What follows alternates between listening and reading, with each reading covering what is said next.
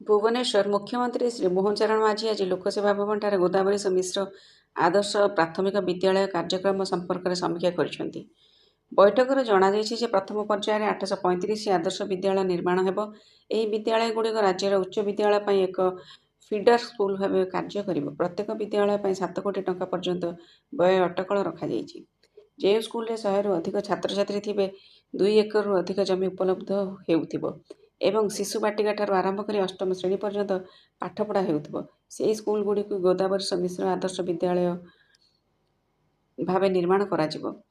ବୈଠକରେ ମୁଖ୍ୟମନ୍ତ୍ରୀ ପ୍ରତ୍ୟେକ ଗ୍ରାମ ପଞ୍ଚାୟତର ହେଡକ୍ୱାର୍ଟର୍ସରେ ଭୌଗୋଳିକ ଅବସ୍ଥିତିକୁ ଦୃଷ୍ଟିରେ ରଖି ଗୋଟିଏ ଲେଖାଏଁ ଆଦର୍ଶ ସ୍କୁଲ ନିର୍ମାଣ କରାଯିବ ଏବଂ ସାମାଜିକ ଅର୍ଥନୈତିକ ପୃଷ୍ଠଭୂମିରେ ଜାତୀୟ ସ୍ତରୀୟ ଗୁଣାତ୍ମକ ଶିକ୍ଷା ପ୍ରଦାନ କରାଯିବା ଏବଂ ଛାତ୍ରଛାତ୍ରୀଙ୍କ ଯିବା ଆସିବା ସୁବିଧା ଉପରେ ଗୁରୁତ୍ୱାରୋପ କରିଥିଲେ। ବିଶେଷ କରି ଦୁର୍ଗମ ଓ ଦୂର ଅଞ୍ଚଳରେ ରହୁଥିବା ପିଲାଙ୍କ ଯିବା ଆସିବା ପାଇଁ ମାଗଣାରେ ପରିବହନ ସୁବିଧା ଯୋଗାଇ ଦେବା ପାଇଁ ମୁଖ୍ୟମନ୍ତ୍ରୀ କହିଥିଲେ। ପର୍ଯ୍ୟାପ୍ତ ଜମି ଥିବା ସ୍କୁଲଗୁଡ଼ିକୁ ଚୟନ କରାଯାଏ। ଭବିଷ୍ୟତରେ ହାଇସ୍କୁଲ ସ୍ତରକୁ ଅପଗ୍ରେଡ୍ ପାଇଁ ଏହାକୁ ଉନ୍ନତୀକରଣ କରାଯିବ। ପ୍ରଯୁକ୍ତି ବିଦ୍ୟା ବ୍ୟବହାର କରି ଶିକ୍ଷା ଫଳାଫଳକୁ ଉନ୍ନତ କରିବା ଏବଂ ଶିକ୍ଷକ ଚୟନ ପ୍ରକ୍ରିୟାରେ ଉନ୍ନତ ପଦକ୍ଷେପ ଗ୍ରହଣ କରିବା ପାଇଁ ମୁଖ୍ୟମନ୍ତ୍ରୀ ବିଭାଗୀୟ ସଚିବ ଓ ଅଧିକାରୀମାନଙ୍କୁ ନିର୍ଦ୍ଦେଶ ଦେଇଥିଲେ।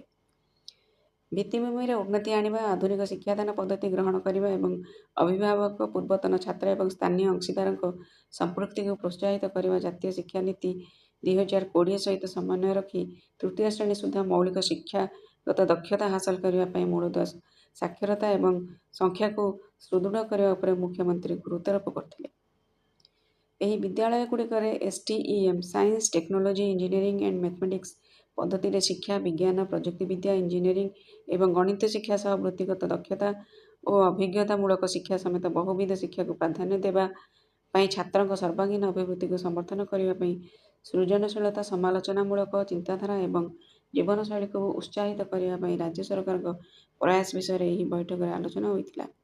ଉକ୍ତ ବୈଠକରେ ସ୍କୁଲ ଓ ଗଣଶିକ୍ଷା ମନ୍ତ୍ରୀ ଶ୍ରୀ ନିତ୍ୟାନନ୍ଦ ଗଣ୍ଡ, ମୁଖ୍ୟ ଶାସନ ସଚିବ ଶ୍ରୀ ମନୋଜ ଆହୁଜା, ଉନ୍ନୟନ କମିଶନର ଶ୍ରୀମତୀ ଅନୁ ଗର୍ଗ, ଅର୍ଥ ବିଭାଗ ପ୍ରମୁଖ ଶାସନ ସଚିବ ଶ୍ରୀ ସଞ୍ଜୀବ ମିଶ୍ର, ମୁଖ୍ୟମନ୍ତ୍ରୀଙ୍କ ପ୍ରମୁଖ ଶାସନ ସଚିବ ଶ୍ରୀ ଶାଶ୍ୱତ ମିଶ୍ର, ସ୍କୁଲ ଓ ଗଣଶିକ୍ଷା ବିଭାଗ କମିଶନର ତଥା ସଚିବ ଶାଲିନୀ ପଣ୍ଡିତ, ଗ୍ରାମ୍ୟ ଉନ୍ନୟନ ବିଭାଗ ସଚିବ ଶ୍ରୀମତୀ ଯାମିନୀ ଷଡଙ୍ଗୀ, ଓସେପା ନିର୍ଦ୍ଦେଶିକା ଶ୍ରୀମତୀ ଅନନ୍ୟା ଦାସ ପ୍ରମୁଖ ଉପସ୍ଥିତ ଥିଲେ।